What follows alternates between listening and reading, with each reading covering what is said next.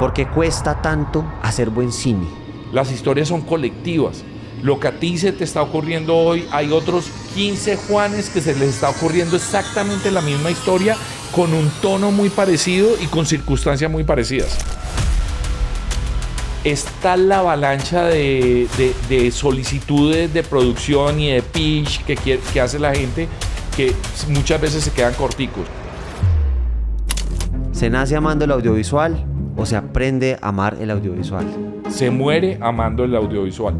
Yo no me imagino haciendo otra cosa que no sea esto.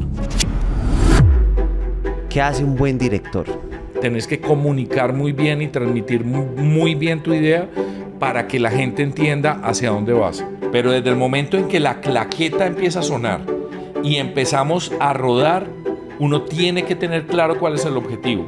Si no tienes claro, empiezas a divagar, y divagar es lo peor que te puede pasar.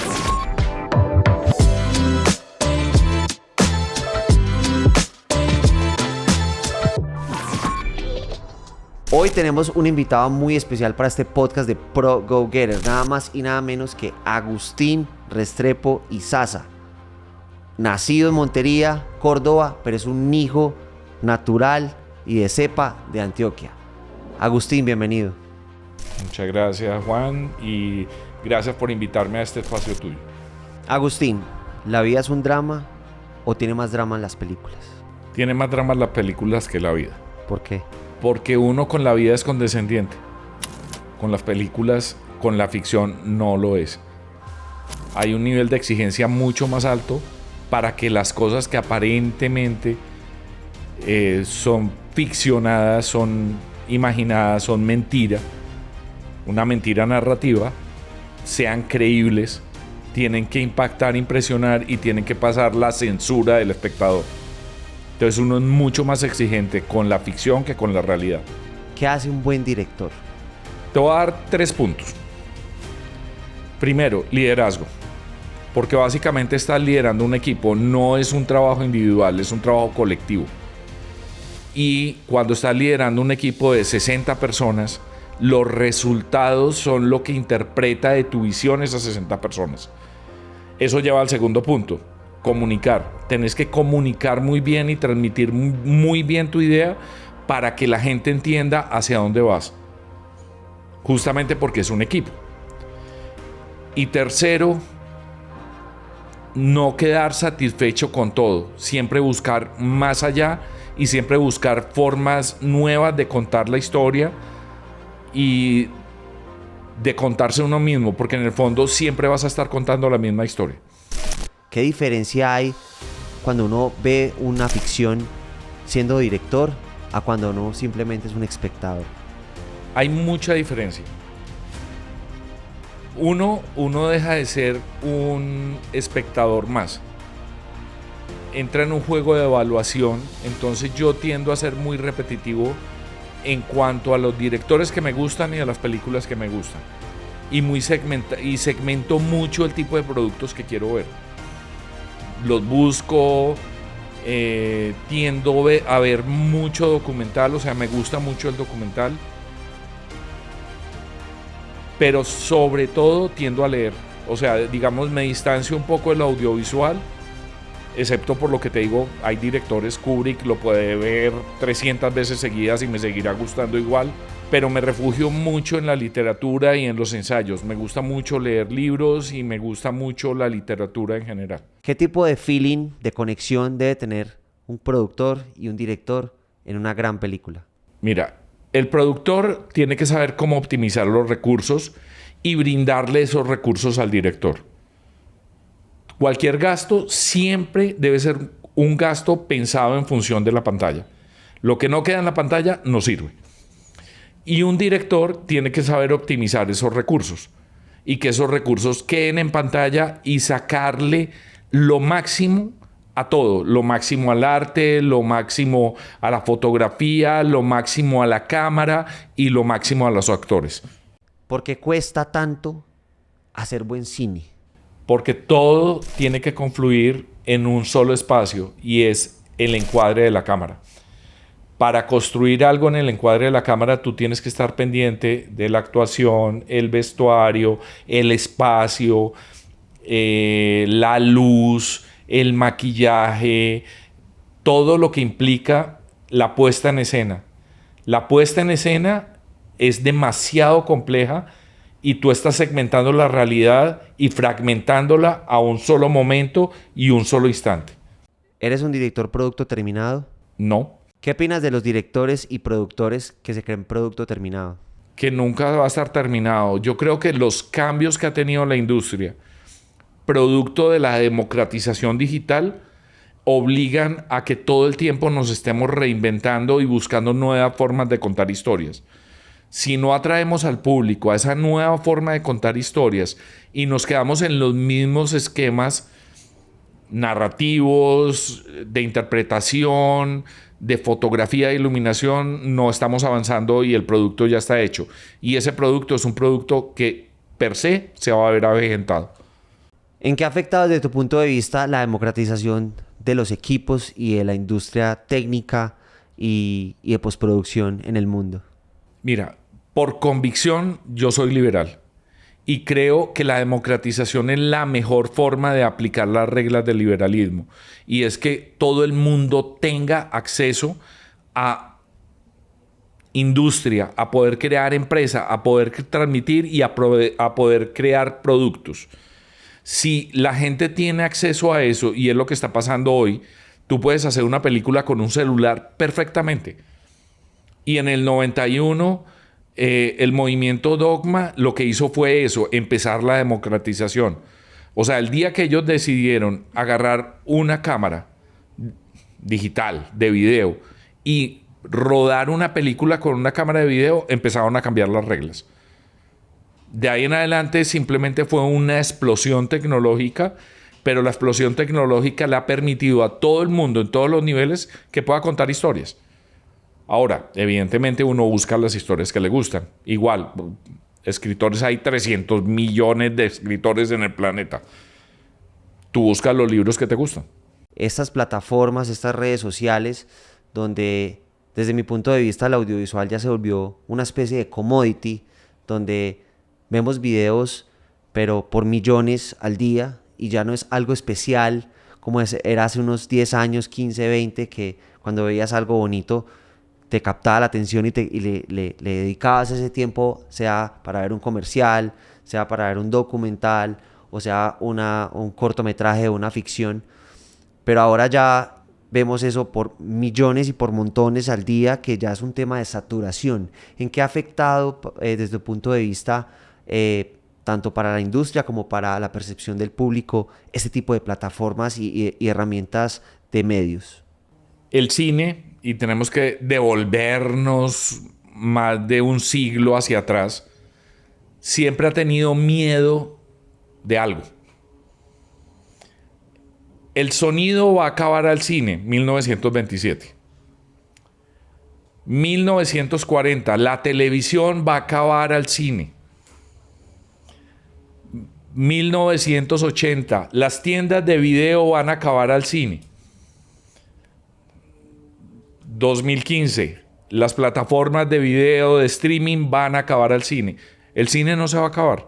El cine es una apropiación cultural colectiva y va a seguir existiendo.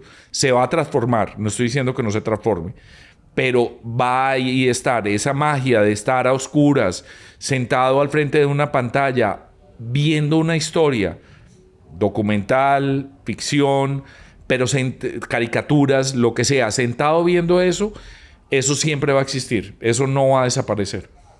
Aunque a mí me encanta ver películas y series desde mi casa, desde el sofá, con la sala, con la familia, con los amigos, yo no cambio por nada ir a verme una película en una sala de cine con unas crispetas, con el teléfono apagado. ¿Sabes cuál es el indicador más importante de que el cine tiene el impacto social que tiene? ¿Sabes cuál es? Las crispetas. Cine Colombia está dentro del escalafón top 10 de los restaurantes de más venta en Colombia. No por las películas, por la cafetería de Cine Colombia. O sea, esta es la cantidad de ventas que tiene Cine Colombia en sus cafeterías que se iguala a Hamburguesas del Corral. Wow. ¿Eso qué quiere decir? La gente va a cine. Porque si no, no venderían comida. O sea, uno no dice, oye, te invito a comer un perro caliente a Cine Colombia. No. Te invito a cine y camino a la entrada, paras en la cafetería y compras tu combo de perro, ¿no? Pero eso es un ritual. Y el ritual es lo que encanta. Es las crispetas, con una bebida, sentarse a ver la película. Y es de los pocos espacios que estamos con el celular apagado o alejado. Dejarse emocionar. Si uno no se deja emocionar, no lo entiende. Ahora, las plataformas tienen el tema del scrolling. Y eso genera una adicción, evidentemente. Digamos, es equivalente a lo que había en televisión hace 20 años del zapping, de saltar de un canal a otro. Pero el hecho de estar moviendo pantalla, difícilmente se va a igualar al cine. Ahora, ¿qué nos obliga? ¿A qué historias queremos contar? Evidentemente hay que hacer un registro cultural de nuestra realidad como colombianos, lo que vivimos, la realidad de nuestro país. Pero también hay que hacer historias comerciales que cuenten historias. No solamente que duelan, porque mucho de nuestra realidad duele. Pero también hay que contar historias que entretengan. ¿En qué momento te diste cuenta de que lo tuyo era el cine, el entretenimiento y la televisión? Yo creo que desde muy chiquito, pero crecí en un entorno que evidentemente por la época, por las condiciones que habían, no era propositivo frente a un trabajo que en la práctica no era un trabajo convencional. Incluso hoy no es un trabajo convencional. Y eso hizo que no pudiera expresarlo de la forma que quería. Recuerdo saliendo del colegio en el 83, Medellín no existía Teleantioquia, había 2 canales nacionales, todo era bastante limitado, digamos, en términos narrativos, y la producción de películas en Colombia era muy exigua. Entonces, pensar siquiera en ser director de televisión o de cine era ridículo, y tan ridículo que cuando le conté a una amiga que también estaba en último año de colegio que yo quería ser director de cine, creo que se pasó media hora riéndose de mí, pues porque eso no tenía asidero por ningún lado en ese contexto social. Digamos, yo me di varias oportunidades de vida y hubo un momento que dije, no, lo que quiero hacer es dirigir televisión. Y eso lo tenía claro. Y enruté mi vida hacia allá y gracias a Dios logré el objetivo que me había propuesto y logré hacer lo que yo quería. Agustín, ¿por qué crees que el cine colombiano ha sido más exitoso en el género de humor frente a los otros? Porque es parte de nuestra realidad. O sea, el éxito de Dago García de alguna forma es eso. Él supo interpretar qué es lo que quiere ver el colombiano. Y supo tocarle la fibra. Sí, evidentemente, lo que te decía hace un segundo, la violencia está. La vivimos todos los días. Pero en el fondo también nos queremos desconectar de esa violencia. Esa violencia tiene que tener un registro social y hay que contar historias con la realidad, la exclusión, la Colombia profunda que vivimos todos. Pero al mismo tiempo hay que vender el producto, y vender es generar industria, y para generar industria tú tienes que tener un éxito comercial. ¿Qué tanto cine colombiano y latinoamericano ves en comparación con el internacional? Tiendo a ver cine colombiano, me gusta el cine, sobre todo las comedias gringas. Hice parte, digamos, y ahora lo estaba pensando en este momento, de ese boom de películas de superhéroes. Creo que me las veía todas. Cine argentino me gusta bastante. El cine europeo, encuentro cosas que por la profundidad de los personajes me gustan mucho y tiendo a buscarlo. Cine colombiano trato de verlo, pero en la medida, digamos, que puede ser más o menos un 15% de las veces que voy a cine en el año, pero no tiende a ser tanto como yo quisiera, no. Porque el colombiano le da jartera ver cine colombiano. Más que jartera, yo creo que les cuesta mucho trabajo aceptar muchas cosas de la realidad colombiana y sobre todo de la realidad que les duele. Prefieren no verla. Y evidentemente los directores, la mayoría de directores tienden a buscar historias que impactan emocionalmente desde nuestra realidad, que es demasiado rica, pero al mismo tiempo es demasiado violenta y demasiado dura y demasiado excluyente. Y creo que el público a lo que le huye es a eso. ¿Cuál crees que es el principal reto de la industria de cine latinoamericano y especialmente colombiana para seducir y atrapar más audiencia de su misma raza? Traer el público a salas. Mientras que no entendamos todo el proceso de mercadeo del cine, traer el público a salas e involucrar a los distribuidores en el tema del mercadeo de una forma más contundente, no lograremos llegar al público, porque al público de alguna forma, no solo con salir en los magazines de la mañana de los dos canales nacionales, con eso la gente no necesariamente te va a ir a ver una película colombiana. Y yendo un poco más allá, ¿qué opinas de qué otros retos hay que tener cuando se está compitiendo con la industria más experimentada, más poderosa, con mayores capitales de inversión, de ese cine que venimos viendo desde niños, desde que tenemos cable, desde que vamos a cine, desde que empezamos a ver películas? Entonces, esos directores latinoamericanos, ¿qué crees que aparte de hacer buen marketing y promoción, qué tipo de historias pueden llamarle un poco la atención a ese cine colombiano, latinoamericano, para que realmente la gente sienta una intriga, sienta un deseo de ir a ver su cine local de una forma un poco más masiva? Salirnos de la burbuja. Yo creo y burbuja, estoy hablando de una burbuja intelectual. O sea, dejar a un lado la soberbia intelectual que puede tener un director frente al tipo de productos, vuelvo y repito, productos que reflejen la realidad colombiana tienen que haber. No se puede negar que es parte de nuestra realidad, pero esos productos duelen. O sea, pensar y copiar de los gringos los productos que no duelen. O sea, cómo entretener al público y cómo amarrar al público y cómo llevar al público a las salas. Con historias de amor contundentes, con comedias contundentes, con documentales contundentes, con otra forma de contar historias que toquen a la gente, pero que no solamente le toquen el dolor, sino que también le toquen una sonrisa. Cuando ves tus propias producciones, tiendes a ser muy autocrítico, a encontrar, a buscar errores o cosas que se pudieron haber hecho mucho mejor. Demasiado. Prefiero muchas veces no verlo. Pero evidentemente uno a veces tiene que retomar por condiciones de trabajo o algo así. Pero tiendo a ser muy crítico frente a lo que hice y tiendo a darme cuenta cómo he evolucionado narrativamente. O sea, la forma en que contaba historias en 1999 es totalmente diferente a como las cuento hoy. O sea, hoy tengo una puesta en escena mucho más depurada en términos psicológicos.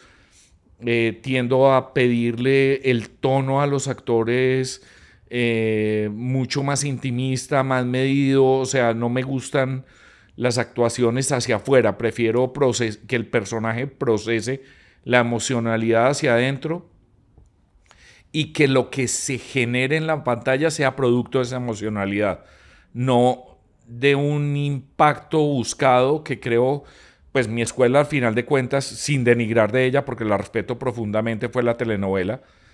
El melodrama es drama más música y obviamente hay acentos y hay recargas, pero creo que me he ido más por una narración de un contenido mucho más psicológico. O sea, busco que los personajes sean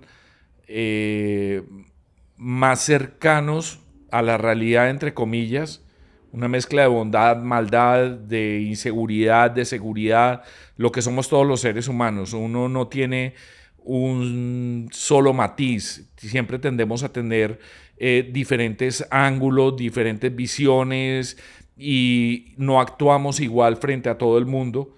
Busco que el personaje de alguna forma sea eso y que exprese eso. Y le pido a los actores que de alguna forma busquen su interpretación en ese tono y en un tono muy medido. No me gustan las actuaciones demasiado arriba, sino que prefiero que sean contenidas. ¿Cuáles son los componentes que hacen que tú quedes atrapado viendo una historia desde el principio hasta el final? Personajes creíbles, que yo me reconozca en ellos. Yo utilizo a veces una palabra que no sé qué tan correcta es, y es que sean productos identificacionales. O sea, que yo me identifique con el personaje, más que aspiracionales. O sea, las historias aspiracionales tipo Cenicienta yo creo que son parte del melodrama, pero son historias que en Colombia y en Latinoamérica ya quedaron atrás. Es más importante contar historias que de alguna forma nos toquen como sociedad, pero nos toquen también de la sonrisa, de la risa, de la nostalgia, pero tiene que haber una continuidad. O sea, y esa continuidad se gana involucrando a todos los actores, y actores me refiero a participantes de la industria, dentro de un proceso de captar al público y de atraerlo a las salas. ¿Por qué gusta tanto el miedo y la violencia en las películas? ¿Por qué las personas se ven muy atraídas a las películas de dolor, de violencia, de injusticias, y frente a las otras que son de unión, de compasión, de empatía? ¿Por qué la mayoría de personas no se sienten tan atraídas para ese tipo de películas? ¿Qué pasa con el perfil psicológico de nuestra sociedad? Es que creo que Colombia se ha dejado tocar demasiado por la muerte. O sea, la muerte nos marcó como sociedad. Y la muerte como sociedad hace de alguna forma que tenga su fascinación desde el terror, que per se tiene la violencia, pero también no nos queremos reconocer nosotros mismos en el otro lado, en el lado de la bondad, porque sentimos que esa bondad por el otro puede ser señal de debilidad en una sociedad que lo que exige es que todos de alguna forma seamos agresivos. Mientras no superemos ese tema de la agresividad y entendamos que el otro es otro yo y crucemos ese puente, difícilmente las historias van a poder ir hacia otro lado. Pero son igual de necesarias. O sea, las historias de solidaridad, de inclusión, de amor, de pasión, son historias que hay que contar. ¿Qué pasó con el cine antes y después de la ley 814? ¿Sabes cuántas películas se hacían en Colombia en el 2004? Creo que 3, 4. 5 películas. ¿Sabes cuántas películas se hicieron en el 2023 en Colombia? 70. 71. Esa diferencia de películas es producto de la ley 814 y de la 1556. Cambiaron el panorama total de la industria y han ido generando una industria de cine donde los productores, los directores han encontrado un espacio para contar historias. ¿Crees que es suficiente lo que ha hecho el gobierno para impulsar la industria cinematográfica colombiana o crees que puede hacer muchísimo más? ¿Qué otros impactos adicionales le podría dar al turismo, que es una nueva apuesta de país y de Estado, contar más historias desde las regiones, pero no solamente historias con bases históricas, sino historias de pronto con unos tonos, unos colores más modernos, más intrigantes para esos artistas extranjeros y intelectuales que se la pasan viajando por todo el mundo buscando nuevos destinos? Si tú agarras la película Encanto tiene dos cosas que atraen visualmente: la costa Caribe en un solo lugar, porque lo que hicieron fue crear un pueblo mágico, y el eje cafetero. Los dos espacios que están en la película Encanto es el imaginario que tiene la gente afuera de Colombia. Para la gente afuera de Colombia, Colombia es la costa Caribe, Cartagena, Medellín, con su infraestructura, su historia violenta y no violenta, con que sea una ciudad, un gran centro de convenciones, y el eje cafetero por el café de Colombia. O sea, el eje cafetero, lo que son Manizales, Pereira y Armenia, para el imaginario del extranjero es el ser colombiano. Eso está ahí. Ese imaginario que tiene el extranjero son las historias que hay que contar. Las historias que hay que contar hoy en Colombia son historias que se tienen que desarrollar o en la selva colombiana, entiéndase Amazonas o Chocó, o en estos tres lugares, Medellín, Cartagena, eje cafetero. Y son historias con las que uno puede salir al mercado de afuera a decir, miren lo que yo tengo. O sea, con su maletica vendiendo un producto, una serie, una película, una telenovela, pero que tengan esa atmósfera colombiana que en todo el imaginario de la gente está. Agustín, si tú fueras un productor ejecutivo o productor general junior que acabaste de salir de la universidad, que quieres hacer carrera, que quieres crecer rápido y apenas has hecho un par de proyectos audiovisuales a nivel universitario o a nivel comunitario, ¿qué consejo le puedes dar a esas personas para que tengan un recorrido un poco más acelerado y agradable? Yo no te conté una cosa, yo he sido profesor universitario y específicamente la cátedra que enseñaba era producción ejecutiva. Entonces, digamos, conozco los intereses de la juventud de la industria, de la juventud de este momento, qué es lo que quiere, qué es lo que está buscando de cómo contar historias, porque evidentemente compartí con ellos y me comuniqué con ellos. Y yo le decía a ellos que tienen que tener 5 características. Vuelvo y repito lo que decía el director. Liderazgo. Tienen que saber 3 cosas básicas de sistemas. Excel, presentaciones y sobre todo escribir muy bien. Tienen que saber de resolución de conflictos. Tienen que tener capacidad de negociación. Y tienen que saber técnicas de negociación. Y sobre todo, en la industria globalizada que vivimos el día de hoy, así sea incluso para hacer productos en español, tienen que saber hablar inglés, sí o sí. Esas características son las características que tiene que tener cualquier productor ejecutivo hoy. El audiovisual es una industria apasionante. Es una industria que todos los días nos llena de sorpresas, es impredecible y es completamente salvaje. Porque no es fácil, porque no todo es color de rosa, porque hay que lucharla, hay que tener una gran actitud, hay que ser muy creativos, hay que también aprender a recibirnos en la vida de clientes, de convocatorias, de festivales, etcétera, para completar lo que tú acabaste de decir. Hace poco me dijo una ejecutiva de una plataforma, diario recibo 10 proyectos y diario rechazo 10 proyectos. ¿Por qué? Está la avalancha de solicitudes de producción y de pitch que hace la gente, que muchas veces se quedan corticos. Y las historias no son tuyas, las historias son colectivas. Lo que a ti se te está ocurriendo hoy, hay otros 15 Juanes que se les está ocurriendo exactamente la misma historia, con un tono muy parecido y con circunstancias muy parecidas. ¿Por qué? Porque todos vivimos una realidad social y somos producto de esa realidad social. ¿Cuál crees que son las variables claves para tener más viabilidad para ser aceptado por un comité de evaluación en una plataforma importante internacional? Hay que saber recibir los nos, porque son muchos, y recibir el sí. Hay que saberlo recibir también. Porque uno no se puede creer el cuento. Uno siempre tiene que tener clara la perspectiva de lo que está haciendo y no asumir una posición endiosada. Tú decías ahorita de los directores que se creen completos. Producto terminado.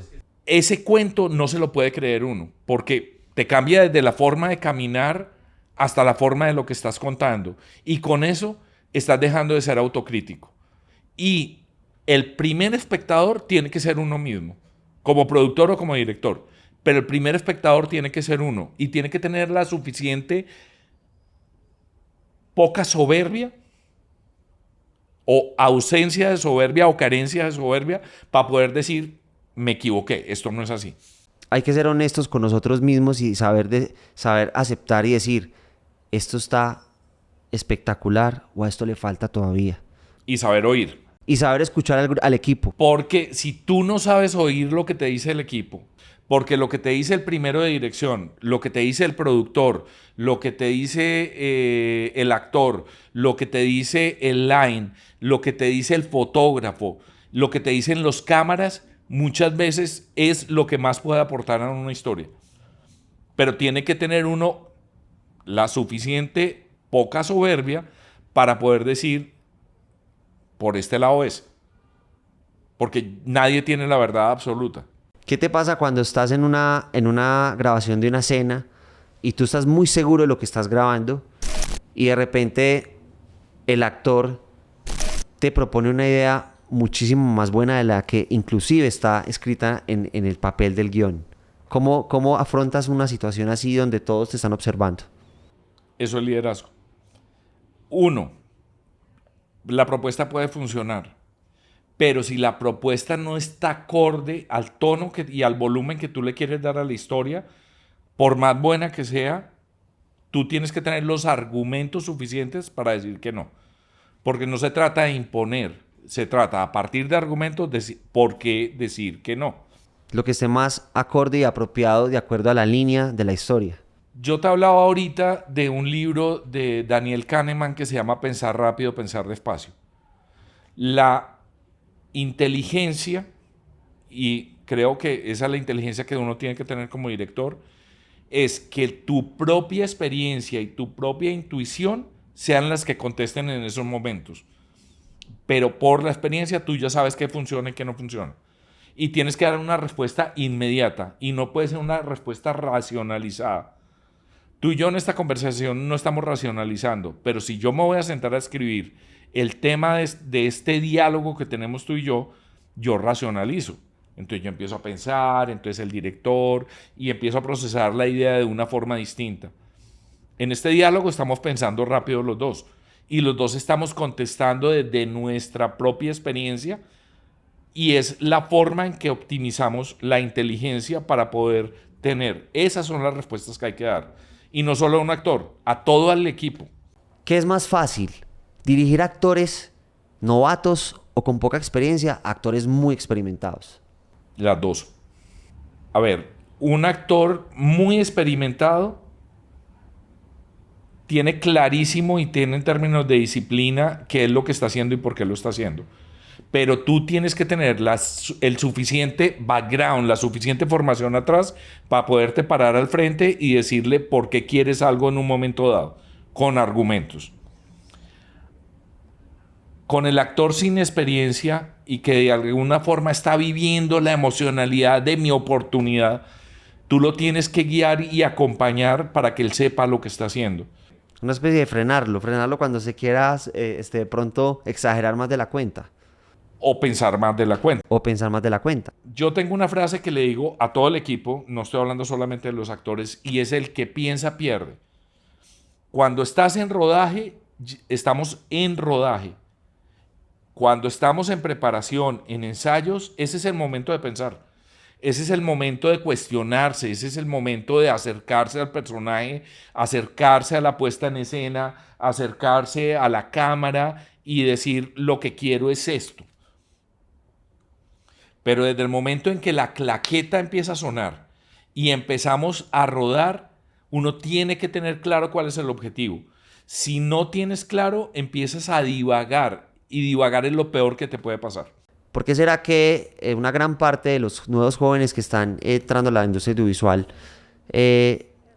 quieren ser inmediatamente directores? No quieren hacer la carrera, ir el paso a paso.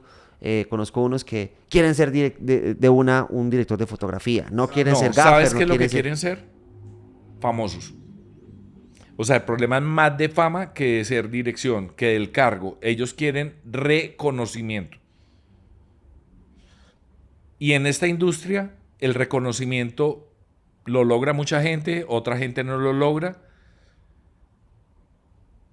Pero es muy difícil que a largo plazo la gente tenga claro. Si yo te hablo de Elías Kazan, muy poquita gente sabe quién es él. Muy poquita gente. Si acaso alguien tiene claro que existe una película que se llama Un tranvía llamado Deseo con Marlon Brando, pero nadie difícilmente sabe que el director de esa película es Elías Kazan. Y difícilmente saben que Elías Kazan dirigía teatro en Broadway. Difícilmente tienen claro qué hacía él, que hizo parte como escuela de actuación, que aportó, porque la industria es de tiempos, la industria tiene un timing. Entonces, lo que estamos haciendo en el momento social que vivimos, socioculturalmente hablando.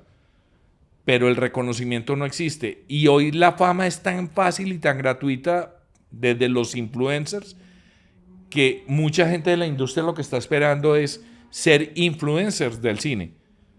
Y eso no es real, eso no existe.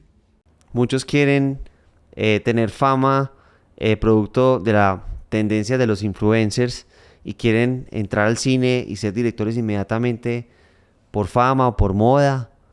¿O será que realmente todavía no saben lo que quieren hacer en la vida? No, sí lo pueden saber. O sea, sí pueden tener claro qué es lo que quieren. Lo que yo creo es que la fama es como el dinero fácil. Trabajar, crear empresa cuesta y cuesta mucho esfuerzo. Ser famoso cuesta y cuesta mucho esfuerzo. Casi todos los actores de Hollywood han empezado como meseros. Han trabajado como meseros y han sido meseros. Todos los que te pasan por la cabeza en algún momento lo han hecho.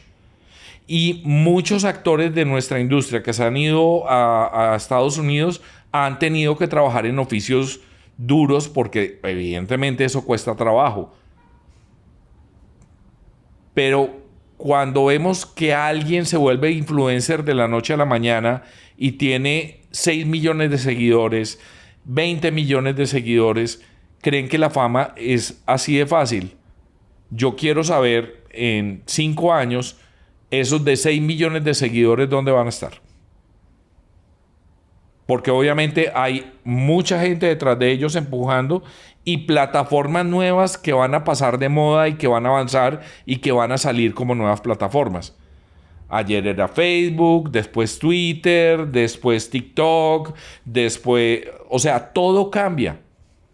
Las plataformas que vienen detrás, va a haber nuevos influencers de esas plataformas. Los que están en otras se van a tener que adaptar o cambiar. Bueno, Agustín ha participado en proyectos audiovisuales desde hace muchos años, desde películas, series, tanto para Telemundo, Amazon Prime, canales nacionales, canales regionales. ¿Cuáles han sido los 3 últimos proyectos que nos puedas contar que has hecho y que te han inspirado muchísimo como director y productor? Mira, fui productor de los 2 últimos, son 2 películas de Santiago Vargas, un director que admiro y respeto profundamente. Es un gran director de actores y tiene una narrativa con la cámara impresionante. Le produje a él 2 películas, Mentirosos y La espina del salmón, que están en este momento ambas en postproducción.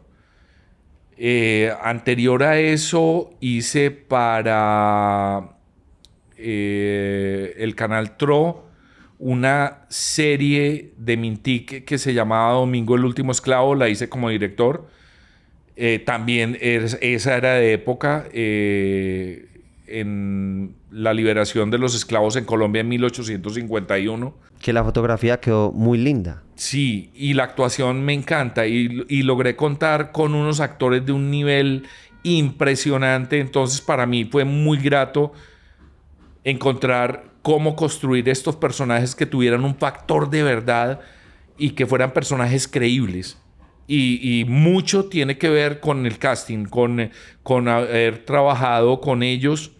Al mismo tiempo, Socorro González, la libretista, logró escribir una historia profunda, basada en la idea de Alex Rodríguez y lograron, o sea, yo me enamoré de Domingo y de su hija desde el primer momento. Fue una historia que te tocó el corazón. Sí, totalmente. Cuando me mostraste las imágenes por primera vez, yo vi esos vestuarios, vi esa diversidad étnica del casting, unas locaciones muy amplias, muy lindas, muy orgánicas. Fue la primera vez en mi vida que yo fui a Montería a hacer un trabajo. Entonces era encontrarme con mi ciudad natal, yo como director, y cómo contar una historia que transcurría en Córdoba y en la sabana de Córdoba. O sea, cómo contar una historia de una hacienda cordobesa con personajes cordobeses y que fueran coherentes dentro de la historia de lo que era, en ese momento Córdoba hacía parte del estado de Bolívar, o sea, del estado de Cartagena, y cómo estaba conectada con la realidad colombiana y cómo esa historia podía tocar las negritudes de Colombia y lo que implicaba la liberación de los esclavos en ese año en Colombia, y sobre todo me confrontaba ideológicamente porque era lo que te hablaba en términos políticos, el proyecto más liberal que ha habido en Colombia, que fue la Constitución de Río Negro, la Constitución de 1863. Esa Constitución se empieza a cuajar en la República de la Nueva Granada, desemboca en la Constitución de la República Granadina y luego en la Constitución de Río Negro. Pero es todo el proyecto del liberalismo puesto en práctica, de libre mercado, de libertad del individuo, de creer en la libre empresa, de respeto al otro. Yo creo que lo que Colombia logró avanzar en esos años del proyecto liberal es lo que más ha avanzado Colombia en su historia.